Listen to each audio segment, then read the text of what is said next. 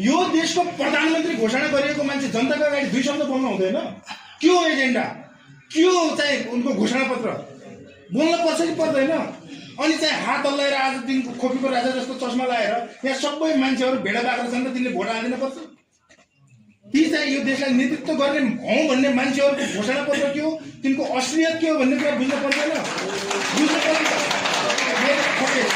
हिजो वीरबहादुर गुरुङका भाट बटिनीहरू जलाइया छ।